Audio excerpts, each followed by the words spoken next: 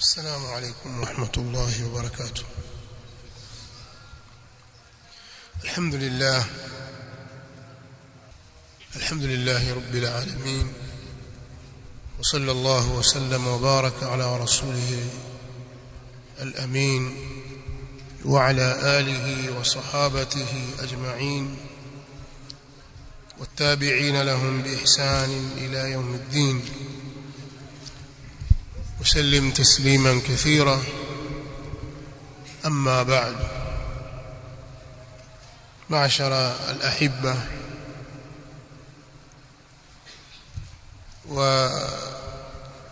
وضيوفنا الكرام، نسأل الله تعالى أن يوفقنا وإياكم لما يحبه ويرضى. ndugu zetu wapendwa, wageni wetu mliohudhuria kwenye semina hii al-dawratu al-ilmiyatu al-ula lilmuwazzafin, semina ya kwanza kwa ajili ya wafanyakazi na wanataaluma ambayo itafanyika hapa katika mahadi yetu hii, mahadi Sheikh al-Islam Ibn Taymiyyah lilhalaqat al-ilmiyya, kuanzia leo usiku wa tarehe 28 ya mwezi wa Jumada al-Akhira mwaka wa 1447 Hijria, itakwenda mpaka tarehe 8 Rajab katika mwaka huu wa 1447 min al-hijrati an-nabawiyya, mwaka 1447 tangu hijra ya Mtume Muhammad sallallahu alaihi wasallam, ambayo italingana sawa na tarehe 18 ya mwezi wa 12 mwaka wa 2025 mpaka tarehe 28 ya mwezi huu wa 12 mwaka wa 2025. Karibuni sana ndugu zetu kwenye viwanja hivi vya Mahdi Sheikh al-Islam Ibn Taymiyyah. Ninawakaribisha kama alivyotufundisha Mtume Muhammad sallallahu alaihi wa alihi wasallam. Al-Imam Ibn Majah al-Qazwini rahimahullah ta'ala, Muhammad bin Yazid al-Qazwini, mmoja katika imma wanazuoni wakubwa wa ahli sunnah wal jamaa, sahibu sunan, ana kitabu chake maarufu Sunan Ibn Majah. Ameitaja hadithi kwa sanadi yake na mtiririko wake mzuri kutoka kwa sahaba Abu Sa'id al-Khudri radhiyallahu ta'ala anhu wa ardhah, akisema kwamba Mtume sallallahu alaihi wasallam aliwaambia akisema, sayatikum aqwamun yatlubuna al-ilma, kuna watu watawafikia nyinyi, watakuja kwenu kwa ajili ya kuwa wanatafuta ilmu. Sayatikum aqwamun yatlubuna al-ilma, kuna watu watawajia ili hali wao wanatafuta ilmu, ndio lengo lao. Fa idha ra'aytumuhum, Mtume sallallahu alayhi wasallam anawaambia masahaba na anawaelekeza waislamu wote, anasema fa idha ra'aytumuhum, mkiwaona watu hao, faqulu lahum marhaban biwasiyati rasulillah sallallahu alayhi wasallam wa aqnuhum, mkiwaona watu hao basi waambieni karibuni kwenye kushikamana na wasia wa mtume wa Allah sallallahu alaihi wasallam, tena na wafundisheni. Wa aqnuhum ay allimuhum. Mtume sallallahu alaihi wasallam alitabiri kwamba kila zama watakuja watu kwa ajili ya kutafuta ilmu, kama mlivyokuja nyinyi hapa. Mmeacha miji yenu, mmeacha jamaa zenu, mmeacha shughuli zenu, mmeacha mambo yenu mengi tu, mkafunga safari kwa gharama zenu, mkaja hapa nia madhumuni, malengo na makusudio ni kwa ajili ya kuitafuta ilmu. Kwa Mtume sallallahu alaihi wasallam anatuambia tukiwaona watu wa namna hiyo tuwaambie marhaban biwasiyati rasulillah sallallahu alaihi wasallam.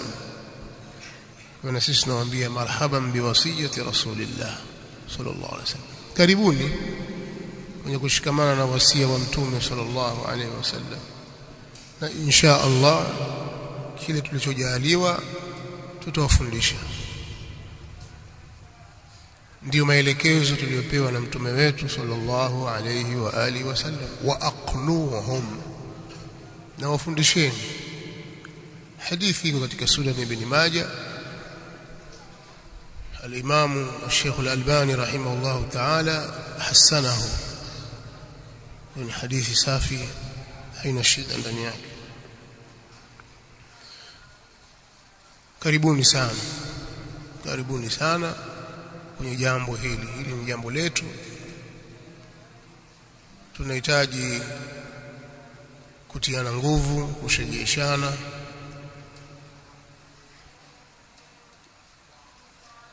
kupiana maneno ya kuliwazana, kupiana miongozo mpaka tufike kwenye malengo, tulifanikisha jambo hili.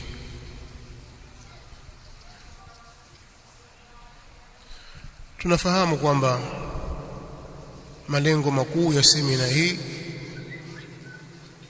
ni kujifundisha dini. Semina huwa zinafanyika nyingi tu, zina malengo tofauti tofauti. Sisi malengo yetu kwenye semina hii, labda malengo ya kiujumla,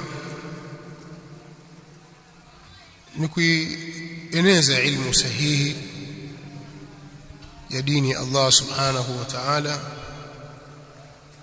kwa njia ya kusomesha, kutia nguvu na kuimarisha uelewa sahihi wa Uislamu kwa Waislamu wa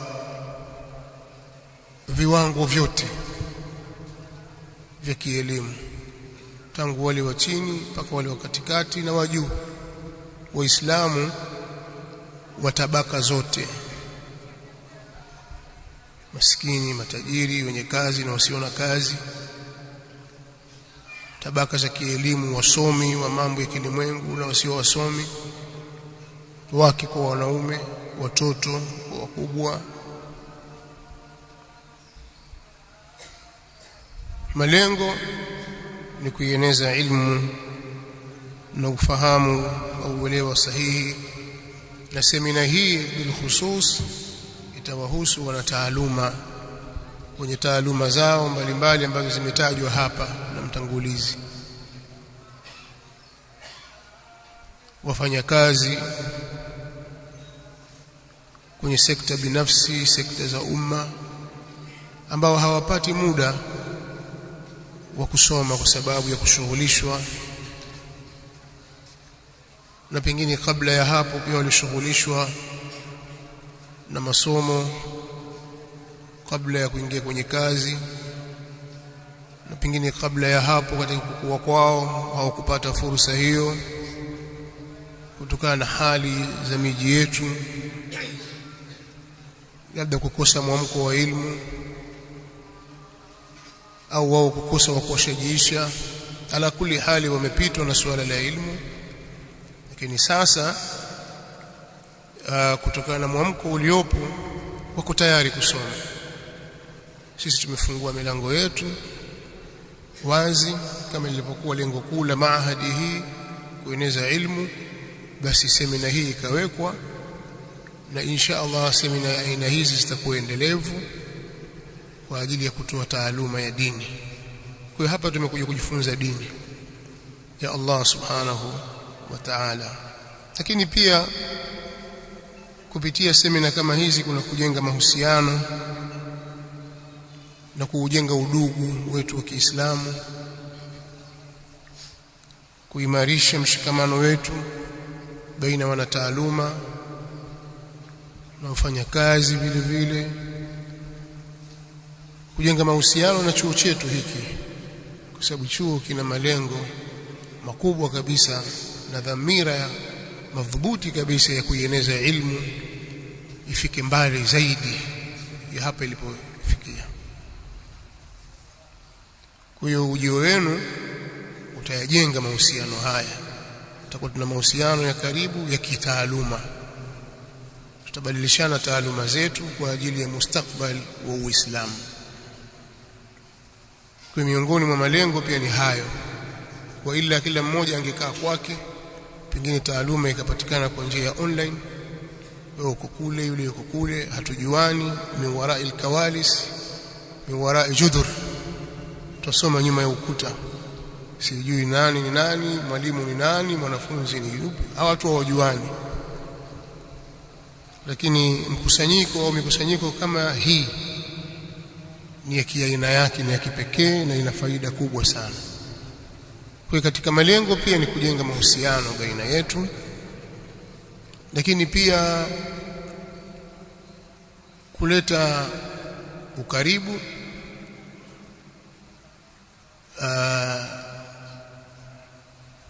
na kupeana miongozo ya kimalezi, kwa sababu watu wanapoishi pamoja, kama ni watu wazima, wakikaa wakikutana siku moja tu wakabadilishana mawazo, wakapeana taaluma, basi tayari hawa washajenga mahusiano. Sasa sisi tutakuwepo hapa kwa muda wa siku 10. Kuna vitu tutajifunza vya kitabia na maadili kupitia uwepo wetu sisi hapa wenyewe kwa dhati zetu. Naamini kwamba hilo litafanyika biidhnillah alkarim. Na malengo mahsusi ya semina hii ni kutoa elimu ya msingi na ya kina zaidi kuhusu nafasi ya dini katika maisha yetu sisi ya kila siku na kazi zetu,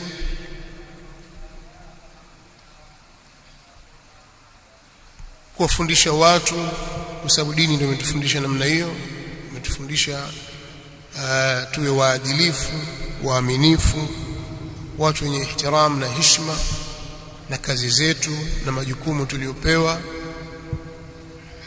Kwa ndani ya semina yetu hii pia tutajifundisha vitu hivyo, lakini pia kuimarisha uwezo wa kupambana na kuzishughulikia changamoto mbalimbali tunazokabiliana nazo katika kazi zetu kwa misingi ya dini, kwa misingi ya dini yetu. Lakini pia kujenga moyo wa kupenda kujifunza katika jambo la dini. Hili ni jambo muhimu sana, mtu kuwa na moyo wa kujifunza katika jambo la dini.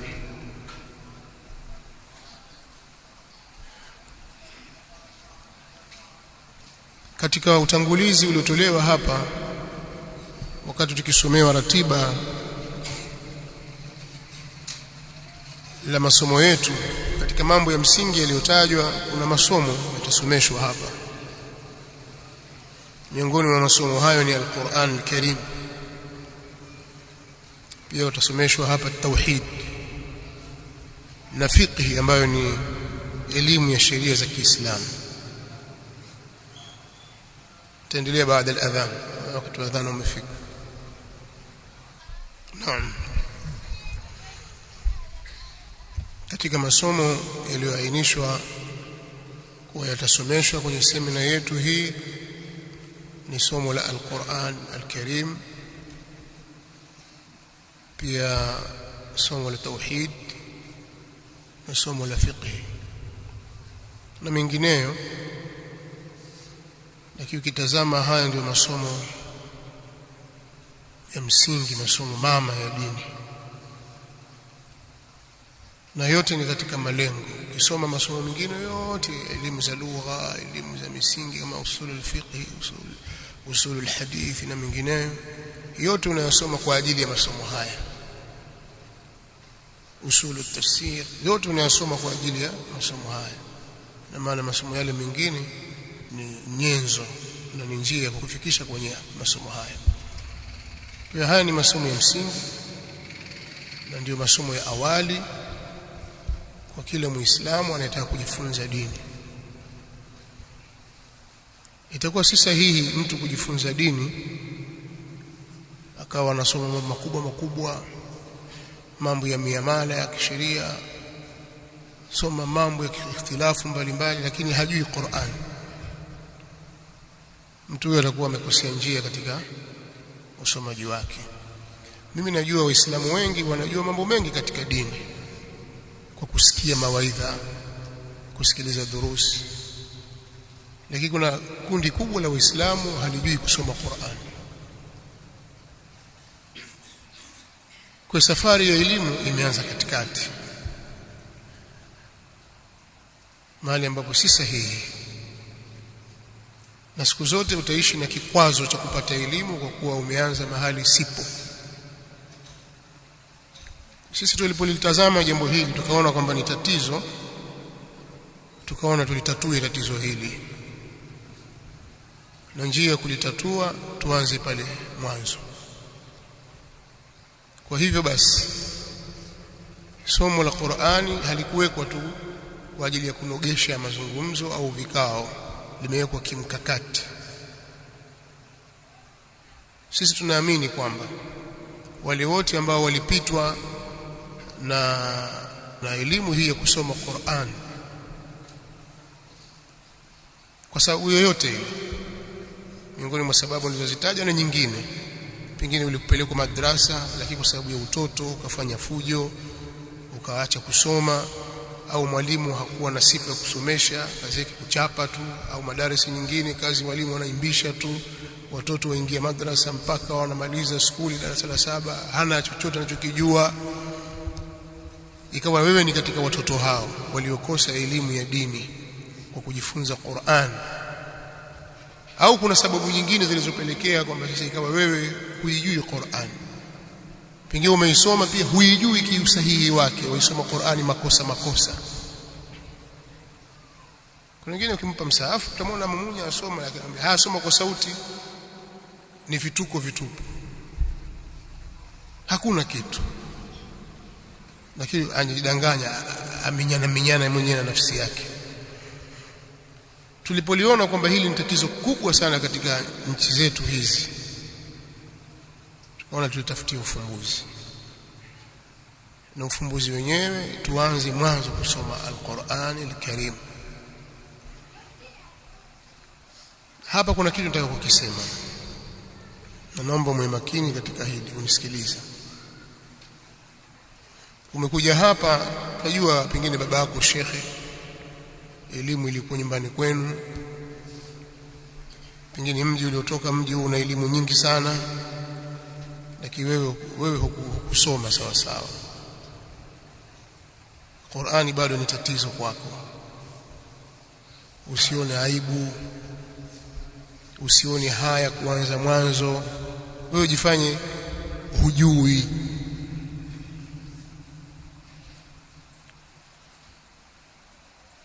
Jifanye hujui. Kwa tutaanza sisi kusoma mwanzo kabisa, kwa wale wasiojua kweli, lakini wale ambao tayari wanajua, sababu tutafanya usaili, utafanyika mtu mmoja mtaangaliwa ili mpangiwe sehemu zenu mnazostahili. Kama Qur'ani waigonga ovyo waipeleka ndivyo sivyo, basi usijisikie vibaya. Sasa mimi kusoma kwangu kote nilikuwa nafundisha watu, mimi nilikuwa hivi na nilikuwa najua, pengine nilikuwa imamu huko, naambiwa leo sijui. Ujui. Hao tutakawapanga kuwa ni walimu wako ni watu wana uzoefu kusomesha hiyo Qur'an. Kwa hiyo usione vibaya kuambia sasa bwana wewe utaanza kusoma al-qaidatu an-nuraniyya, tena utaanza alif. Leo sasa naanza kusoma alif, mimi na watoto na mke na wake. Anza hapo, usione vibaya, anza mwanzo, kuna khairi na wewe. Na kwa tajriba na uzoefu tuliopata, sababu hii si semina ya kwanza ya watu wa aina yenu, nadhani baadhi yenu pia mshawahi kuhudhuria semina hizo, semina za wanachuo, yani za wanafunzi wa vyuo vikuu. Tumekuwa na utaratibu huu kwa miaka kadhaa. kwa ile tajriba tulionao na uzoefu tulionao, hizi siku 10 zikitumika vizuri utaona mabadiliko biidhnillahi alkarim. Sisi tunajua kwamba nyinyi ni wanataaluma kwenye taaluma zenu, lakini katika hao hawana taaluma wapo ambao wana wepesi wa kukamata na kuelewa, wepesi wa kutamka.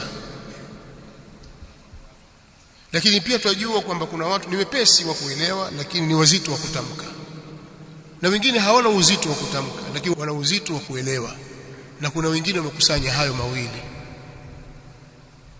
Uelewa wake ni mgumu katika jambo hili, lakini pia ulimi wake ni mzito katika hili. Sisi tuko tayari kusaidiana na wewe biidhnillahi alkarim, na ndio maana tukataka idadi maalum ili tuweze kuihudumia.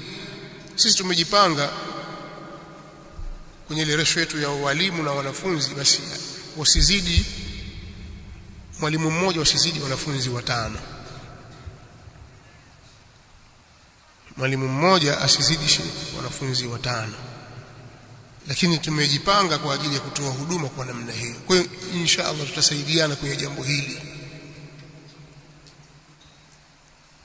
Ikienda jambo hili kwa namna hiyo, mkikaa na mwalimu namna hiyo, wanafunzi 5 kwa muda wa siku 10 kwa vipindi vilivyotajwa, basi ile qaida an-nurania ukisoma vizuri kabisa na maelekezo ukiyasikiliza na ukaonyesha juhudi, wewe uliokuja leo si yule atakayeondoka baada ya siku 10 insha Allah.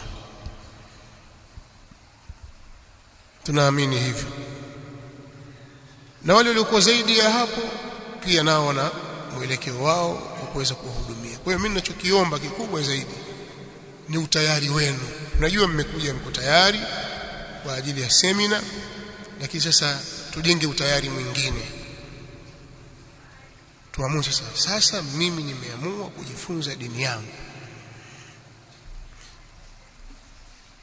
Kadhalika maneno yangu yatakuwa ndio hayo hayo kwenye somo la tauhid, kwenye somo la fiqh. Tuwe tayari kupokea na kujifunza. Sasa kwa kuwa hili ni jambo la ilmu, na ilmu ni ibada katika dini yetu, ilmu ni ibada. Kwenye elimu hizo nyingine za kusomea kazi na taaluma mbalimbali hakuna lazima ikhlas. Mimi nasoma taaluma hii kwa sababu kazi zake ziko wazi wazi tu. Ukisoma vizuri utapata ajira, si ndio hivyo? Unaangalia kwa sababu elimu ni biashara, elimu ni maisha, sio? Kwa hiyo mimi nitasomea kitu fulani kwa ajili ya maisha. Uambiwa umepata dhambi wewe. Haujapata dhambi, kwa sababu haya ni kwa ajili ya kilimwengu. Sawa? Ukichanganya na nia njema, jambo litakuwa zuri zaidi. Lakini kwenye elimu ya dini haifai kabisa. Haifai kabisa, haitofaa kabisa. Lazima iwe ikhlas, yani nia njema. Usome kwa ajili ya Allah subhanahu wa ta'ala na si vinginevyo. Kwa hili jambo lizingatieni sana. Katika kipindi cha kuwepo hapa, ikhlas ndio jambo la mwanzo. Tujalie kwamba kutokana na hali yako na mazingira yako ulionayo, Allah amekupa mtihani. Kila unavominyana wapi, ulimi ukubali au akili haikubali. Hili lina sababu nyingi, lakini tujalie kwamba imetokea kwako ni hivyo, Allah aliepusha. Lakini wewe mmoja au nyinyi wawili au watatu imetokea kwenu hali ndio hiyo, kuna faida utaipata. Hata kama lile lililengwa kulipata hukulipata kwa sababu ya kizuizi ulichonacho cha ufahamu au namna ya utamkaji, lakini ukiwa na ikhlas kuna kitu kingine utakipata, na utaondoka na thawabu zile zile wanazoondoka nazo wenzako waliohudhuria hapa au pengine zaidi. Kwa hiyo ikhlas ni kitu muhimu sana tuwe kwenye ibada. Nadhani mtakuwa mmenielewa kwenye hili. Lakini kitu kingine ni as-sabr, uvumilivu. Nyinyi wenyewe ni mashahidi, wakati mko skuli, A-level, vyuo, mlifunga msuli sana, mmesoma mlikuwa mwakesha kusoma. Kwa ajili ya hiyo taaluma mlikuwa mnaitafuta.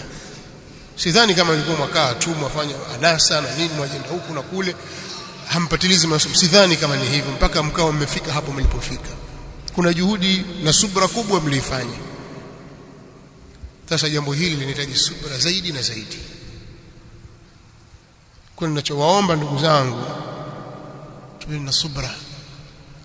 Pengine mwalimu wako akawa mkali kidogo. Pamoja na hayo yote, sisi tuna utaratibu wa kukaa na walimu wetu na kuzungumza nao na kuwapa mbinu na kuwapa miongozo, wawe wavumilivu, wawe wapole, wawe laini.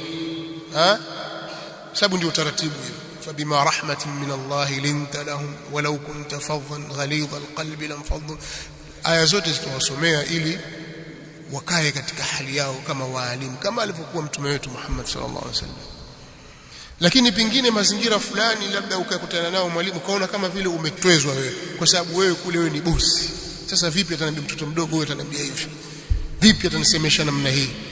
Basi fanya subra hapa. Kile cheo kile kiondoshe kidogo. Kaa nafasi ya nani? Ni mwanafunzi. Fanya subra. Na kwa sababu ya subra biidhnillah alkarim matlaba yale matakwa yako utayafikia biidhnillah. Pana maneno mengi na aya nyingi, hadithi nyingi kuhusu sabr. Lakini chukueni hili kwamba tunahitaji subra.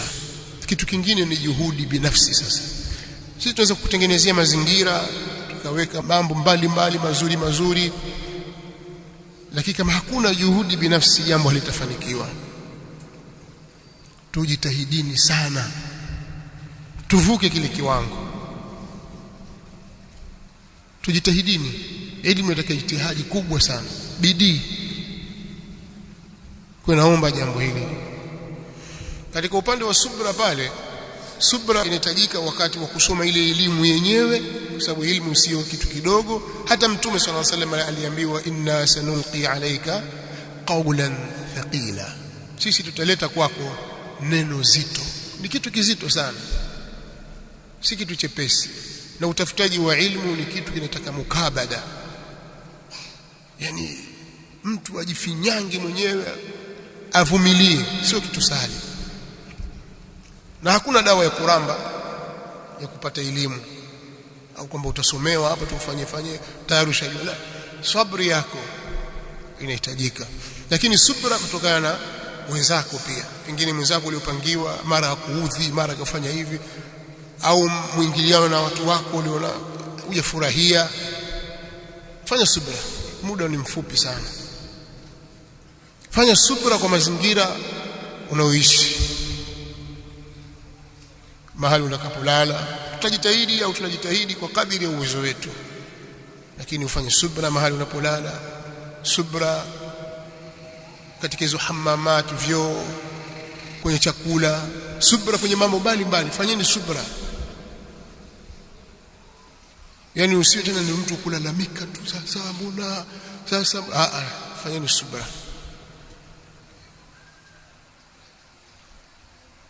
Kwa hiyo hatujakamilika sisi, lakini kama mambo yanakwenda vibaya sana, unaona kwamba sasa athari yake itakuwa mbaya, mtawaona wasimamizi wapo hapa. Pana idara maalum kwenye chuo hiki, kuna idara maalum ya taalimu wa tarbia. Kazi yake ni kusimamia mambo ya elimu na malezi, mambo ya nidhamu na mengineyo. Kwa hiyo mkiwaona watu hao ambao mtatambulishwa pia na mtawajua kwa vile mtakavyoishi hapa, basi ni vizuri mkatoa ushirikiano na wao au mkapeleka malalamiko yao kwao ili yashughulikiwe kwa haraka. Lakini kitu kingine pia ni kusaidiana. Tusaidianeni katika jambo la ilmu, wanafunzi kwa wanafunzi, wanafunzi na walimu wao. Tusaidiane ili tuvuke kwa haraka. Tumechelewa. Kwa sasa wewe una miaka 30 au 25, robo karne, au una miaka 40, sasa ushaingia kwenye utu uzima, ndio wasoma alifu sasa, ba, ta, da. Umepitwa kwa miaka mingi sana. Man khafa adlaj. Kwa hiyo kama uende kwa haraka, fanye bidii, na biidhnillahi alkarim ukifanya bidii na mkasaidiana vizuri kabisa, basi siku 10 hizi zitapita katika hali ya faida, tutapita na faida nyingi sana ndani yake.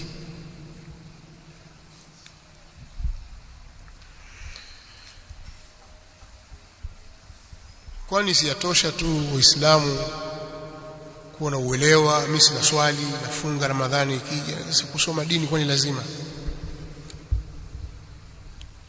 Kuna muhadhara utakuja kuhusu masala ya fadhila za ilmu na maulama utakaotolewa na Sheikh Abu Hashim. Nadhani haya tutakuja kufafanuliwa, lakini nitakuambia tu elimu inatofautiana. Nikisema inatofautiana, yani kwa mujibu wa hukumu ya kisheria, hukumu ya dini. Kuna kiwango cha elimu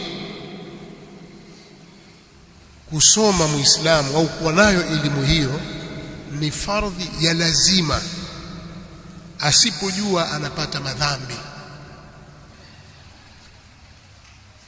Alafu kuna kiwango katika elimu sio faradhi ya lazima kwa watu wote, inaitwa ni fardhu kifaya. Hiyo ndio kazi sasa ya tulabu ilmi, wanaojikita kusoma elimu tu ili waifikishe, ili wasomeshe, watakuja kuwa mashekhe, makhatibu, makadhi. Hicho ni kiwango kingine. Sasa mimi nataka nizungumzie hii elimu ya lazima ambayo sisi Waislamu wote tunatakiwa tuijue. Elimu hii ndio tunapambana nayo kuifikisha kwa watu. Sasa wewe unatakiwa uswali. Sasa utaswali vipi? Swala yako uijua? Je, mathalan tuamue sasa tupitishe, tuwasimamishe mmoja baada ya mwingine aiswali swala yake kwa sauti. Je, ndivyo tunavyoswali, tunavyotamka ndivyo? Au tumumucha tu? Lakini angalia jambo la ajabu ambalo lipo katika huu ulimwengu leo. Kuna Waafrika wengi tu katika Waafrika, tena mpaka Waislamu. Labda ikitokea mtu amesimama amezungumza Kiingereza cha ovyo ovyo, makosa mengi tu, watamcheka sana, cheka sana. Bali watu wengine wanatafsiri maendeleo na elimu ni kuzungumza Kiingereza vizuri. Hii ndio akili ya Mwafrika mjinga, Mwafrika mjinga kabisa. Sisemi hivi kutweza kwamba elimu ya haina maana. Ni ile akili yako ilivyosetiwa ikawekwa vizuri kabisa, ukawa mjinga, ukaona kwamba ndio jambo la fakhari, jambo la maana kabisa, na watu ukitolijua wewe watu watakucheka kabisa na kushangaa. Ndio Kiingereza bwana, ndio hamna elimu hapa. Mwafrika mjinga Lakini vingine mzungu huyo akazungumza Kiswahili makosa la mbele akalipeleka nyuma, la nyuma akatamka sivyo, watu wakafurahi wakacheka kwamba mzungu bwana anaona kazungumza Kiswahili bwana. Mnaelewa kwamba yeye sasa kikosea lugha yetu hana neno, pengine akazungumza maneno ikawa hivyo ni matusi, lakini sasa hajui. Lakini sasa kwa sababu mzungu, mnaelewa, Mwafrika mjinga. Lakini sasa tukilirudisha jambo hili, huyo akosea kwenye aya, azisoma aya uongo, hana neno. Mimi nimesoma bwana, ataja aya ovyo tu, hajulikani aabua afanya nini, lakini hiyo sawa tu. Namna tumefikia kiwango cha kuipuuza elimu ya dini yetu, hata katika yale mambo ya msingi kabisa. Soma suratul Fatiha, atasoma makosa mwanzo mpaka mwisho, lakini hana neno. Lakini ingekuwa Fatiha ni ya Kiingereza na amesoma sivyo, mjinga sana yule, hajui Kiingereza. Mwafrika mjinga. amefikia kiwango cha namna hiyo. Sasa kiwango cha watu kuwa hawajui dini katika yale mambo ya lazima ambayo ni wajibu juu yao kuyajua yamefika kwenye kiwango cha mwisho kabisa, hasa kwa wanataaluma kama nyinyi. Kweli mna taaluma katika mambo mbalimbali, fani mbalimbali zimetajwa hapa, tukizichanganya ndege inaruka, lakini dini hamna. Naona sasa kazi tukiileta sasa swala kwa sauti, swala tu kitu cha kwanza cha msingi kabisa, sikuambii katika mambo mengine ya ndani zaidi. Kwa tuna wajibu wa sisi kujifundisha dini yetu kwenye kiwango hicho cha mwanzo katika tauhid. Siku moja nilikuwa nikizungumza mahali, nikasema leo mtu akifa akilazwa kwenye kabri yake, wewe ukifa hapo sasa hivi pap, si utakwenda kuzikwa, ukiwekwa tu kaburini pale, watu wakifukia, malaika watakuja na maswali yao matatu ya msingi, watakiwa wewe uyajibu. Sasa tujalie sasa ndio umekufa sasa, wewe hapo sasa tutakuzika kesho, tukichelewa saa 7 tap waziko. Miongoni mwa maswali utakaoulizwa, utaulizwa kuhusu ni nani Mola wako, aliyekuumba wewe ni nani. Utaulizwa kuhusu Mola wako, ndio swali la kwanza kabisa ambalo utakiwa ulitolee majibu sahihi. Na sisi tutamjua Mola wetu kwa njia ipi?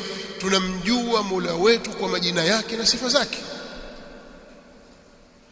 Walillahi alasmaul husna fad'uuhu biha, Allah ana majina mazuri kabisa, muombeni kwa majina haya.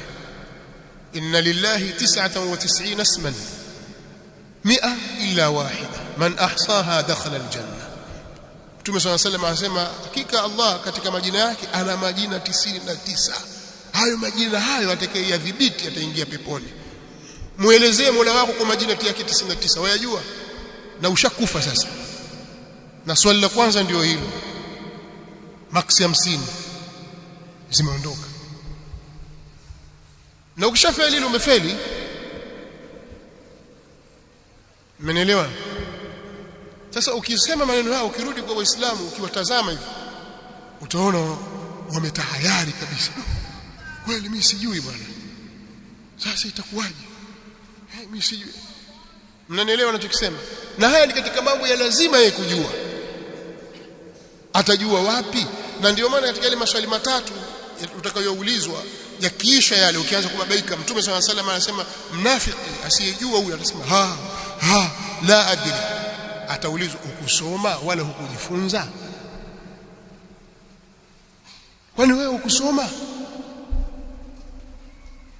Mnaelewa? Ina maana tuna uwajibu na ulazima wa sisi kusoma dini yetu. Tusisome ili tuwe makadhi, tuwe wewe endelea na kazi zako na shughuli zako, lakini kuna mambo ya msingi unatakiwa ujifunze. Na kila kitu kina kiwango chake, utaanza hapa, utakwenda hapa, utakwenda hapa mpaka utafika hapa. Kwa hiyo alhamdulillah, mimi niwapongeze.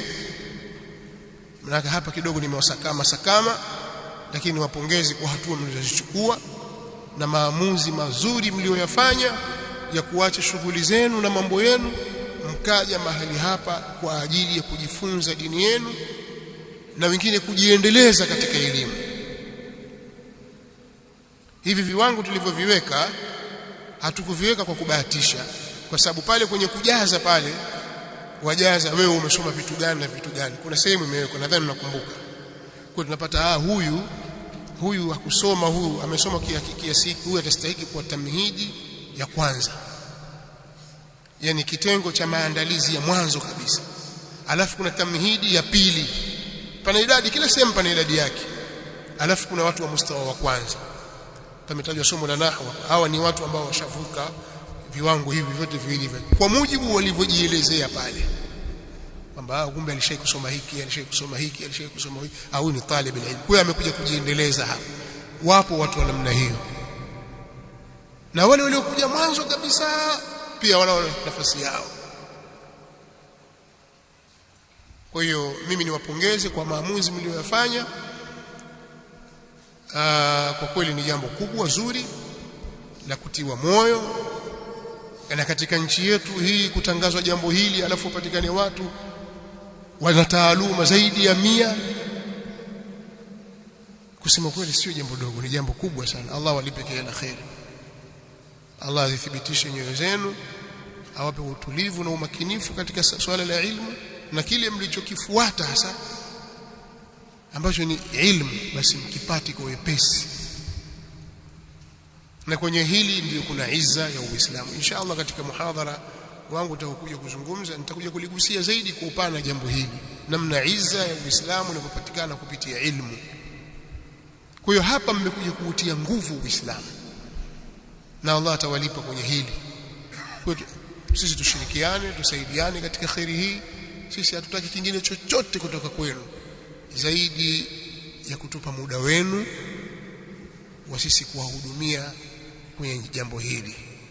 Tusaidiane katika hili. Sasa zile tashwishi nyingi ambazo zikututoa katika mstari, hebu tujaribu kuzipunguza. Unapoingia darasani, achana na mambo ya simu, achana nayo. Wewe ujue kwamba uko darasani. Sawa? Na hata wakati mwingine kuna mambo mengine hayana maana sana. Kama ni mambo ya kazi muhimu kweli unaweza kuyafuatilia, usije ukaharibu kazi ulionayo. Lakini kama vitu vingine vya udaku hivi umbea na nini, haya mambo achana nayo kwenye kipindi hiki. Mara utaangalia YouTube, mara Instagram, mara sio hivi, mara WhatsApp huko, achana na mambo hayo kwanza. Hebu weka akili yako katika jambo la elimu. Tusaidiane katika hili ili tuweze kufikia malengo. Mimi nahitimisha mazungumzo yangu haya kwa kukaribisha tena, karibuni katika mahadi yetu hii, mahadi Sheikh al-Islam Ibn Taymiyyah lilhalaqat al-ilmiyya. مرحبا بوصية رسول الله صلى الله عليه وآله وسلم. بارك الله فيكم، جزاكم الله خيرا وأحسن الله إليكم.